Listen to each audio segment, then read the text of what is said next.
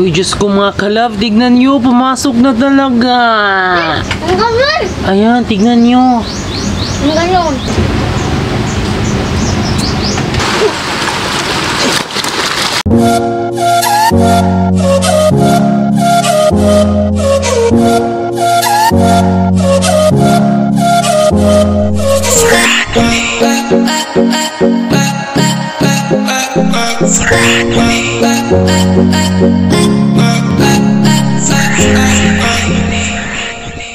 Hi mga kalab! Ako po pala si Ulysses, ang bayot niya kay at pero dili iga. Ako din si Francis, ang guwapo pero di oso. And we are the Family Love Team. At kung bago ka pa lang sa aming channel, don't forget to subscribe. So ngayon mga kalab, ang video na ito ay magtatambak sila Francis ng lupa dyan sa dike namin. Then syempre, magmamadali silang magtambak dahil maya-maya ay mag-high tide na. Andun yung kasama niya ay yung kanyang papa and then si Care. So ako din naman mga kalab ay mag-e-edit ako ng vlog ngayon. And then syempre yung camera woman natin ngayon ay si Giselle muna. Ayan. Then syempre mga kalab ngayon ay magtatambak talaga sila dahil napakadelikado na yung aming dike. Hindi na pwedeng bukas pa or sa kabilang araw pa tatrabahuin dahil sobrang delikado na talaga dito mga kalab. Kaya hindi na paaga yung paglagay ng mga lupa dito. Kung kailan pa nag-high tide ngayon pa talaga nilagyan ng lupa nila Francis. So ngayon mga kalabay, tara na mga kalab, anong paghihintay natin? Magtambak na tayo. Ngayon mga kalabay, ang gagawin natin mga kalabay, tatrabahoin na natin yung nasa kilid sa pamerta mga kalab kasi medyo nasira na, so tatrabahoin natin.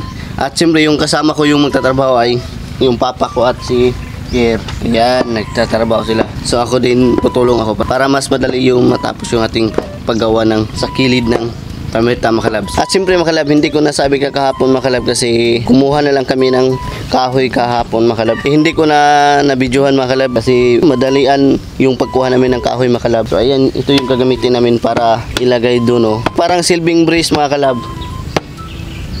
Tapos tinatamper. So ayan, ito yung kahoy yung gagamitin. So ayan mga kalab, makikita na nyo mamaya mga kalab. Just keep on watching mga kalab.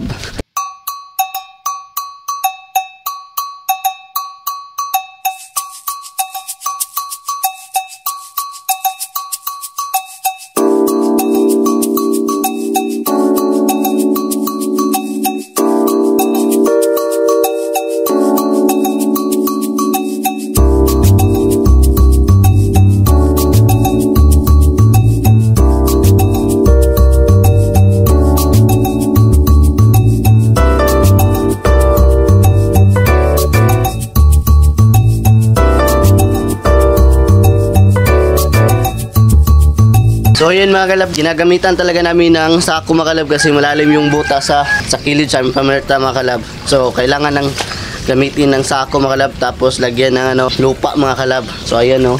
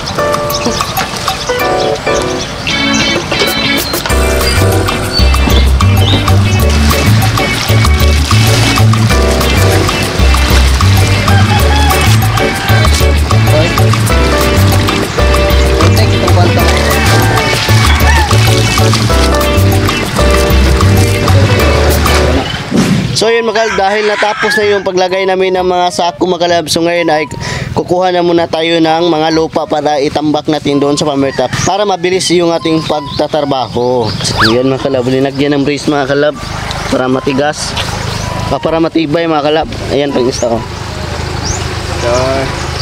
Yan ang yung mga sako mga kalab.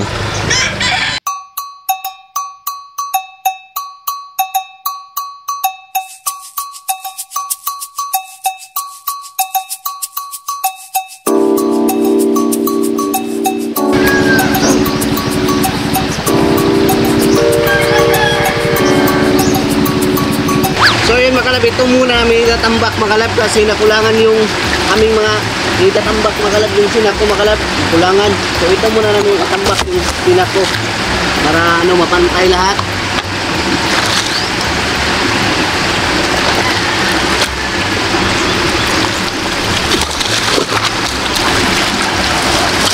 Mas gana-gana ko ba? Muna trabaho mo pre.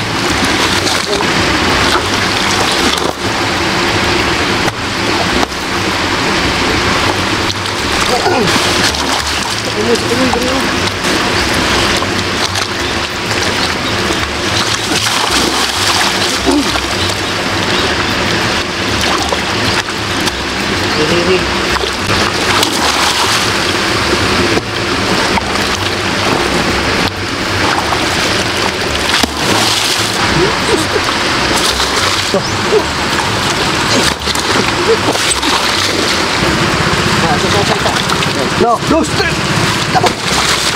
so ayan makalab, so dahil natapos natin paglagay ng mga sako makalab, so ayan makalab ulit. Yan mga sako makalab, natapos na lahat. Siguro makalab ay mamaya tatambakan na namin ng mga lupa yan. So ngayon ay uuwi muna sila makalab kasi wala pa silang pamahaw makalab. So ngayon ay kakain muna kami makalab.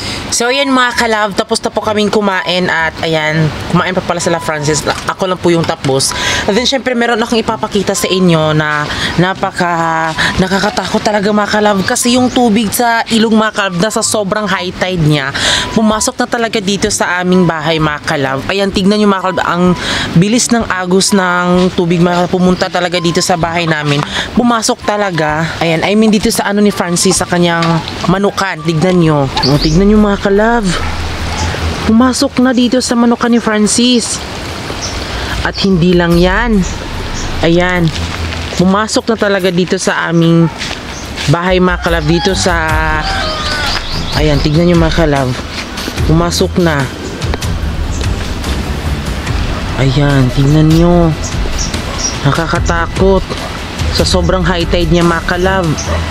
Tapos yung doon naman sa aming mga kalab, sa aming kapitbahay mga kalab, tignan nyo yung kanilang fish pond.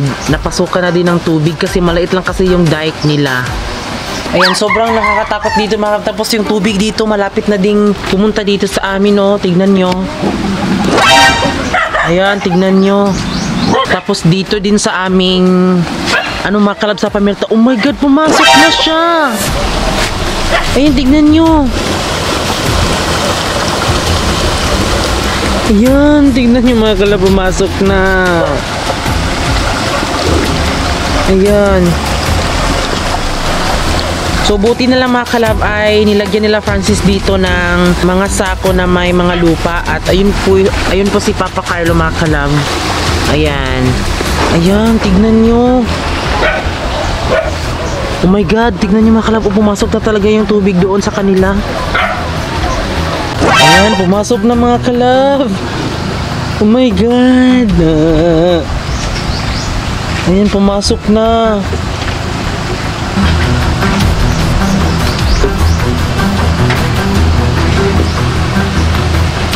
Dito din mga kalab, medyo marami-rami na din ang tubig dito. Ayan. Pumasok na. Ayan, pumasok na nga talaga. Ito na po yung last na pumasok yung tubig dahil lalagyan na po nila Francis ng mga lupa dyan. Kasi yung mga ibang dike kasi namin mga kalab is na siya ng tubig kaya medyo nawawala po yung medyo dike talaga namin. So hindi na kami mag-aalala kasi yun na po yung tinatrabaho nila Francis ngayon. So asan ka ngayon, B? Siguro doon muna namin tatambakan or dito.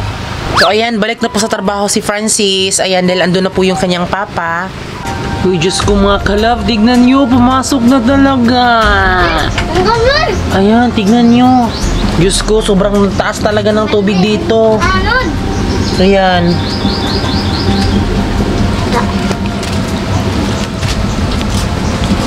Ayan na. Pumasok na talaga sila, nakakatakot. Parang napapaligiran na po tayo ng tubig dito. Ayan.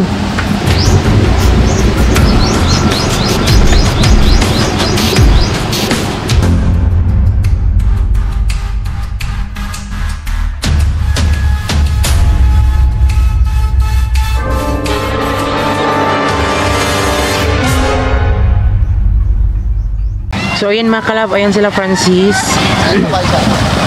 Ayan, yan po yung lupa mga kalab. Kung sa Bisaya, tinatawag po yung tinabliya. Ayan.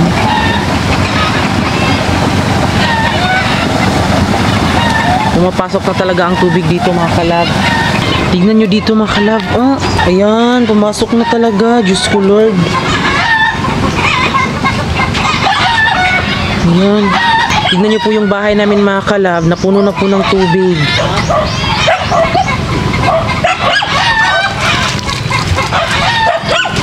Ayan. Nililipat po ni Giselle yung mga container namin mga kalab kasi yung tubig is pumasok na talaga.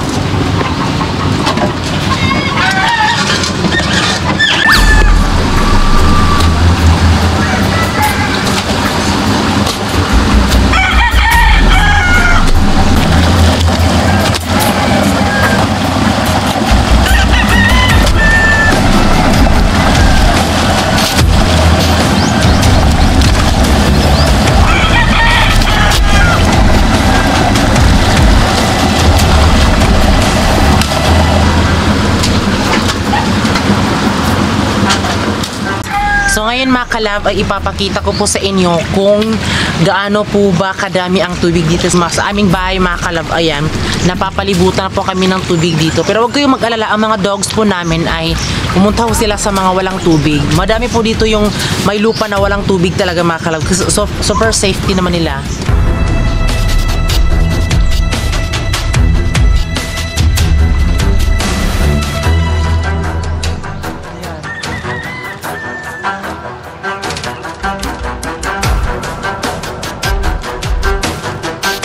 Nalagyan po ng tubig mga kalab. Sobrang lalim pala dito oh.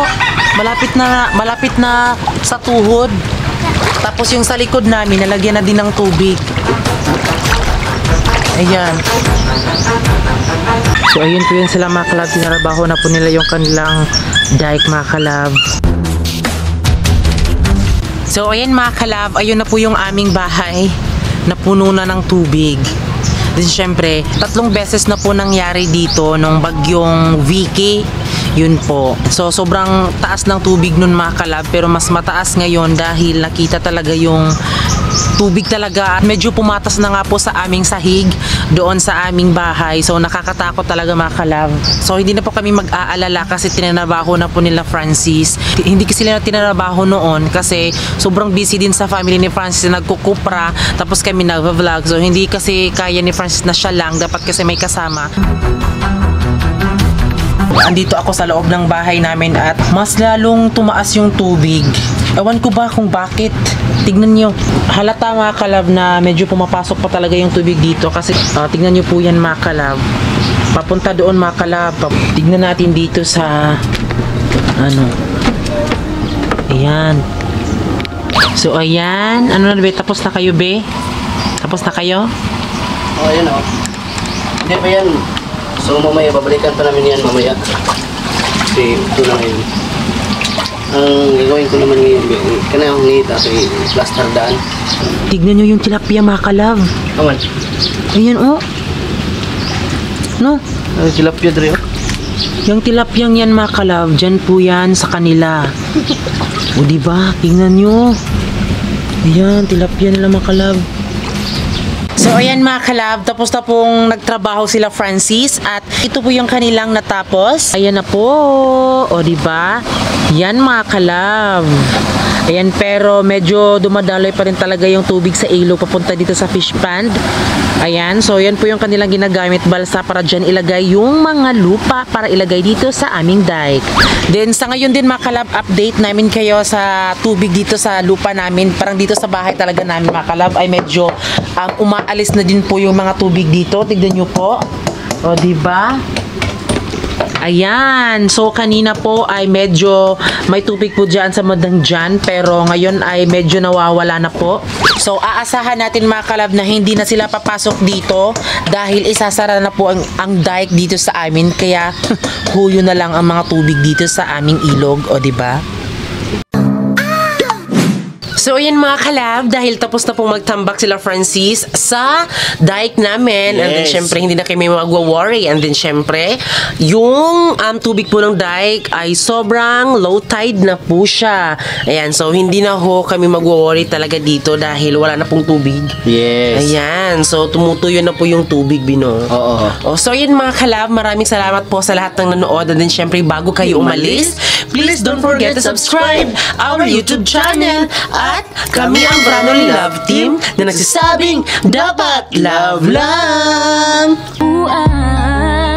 Ikapila na panagdudong undangin na intawan na yung sayang ay mong gugma ay kabala ka na ako nga mo sa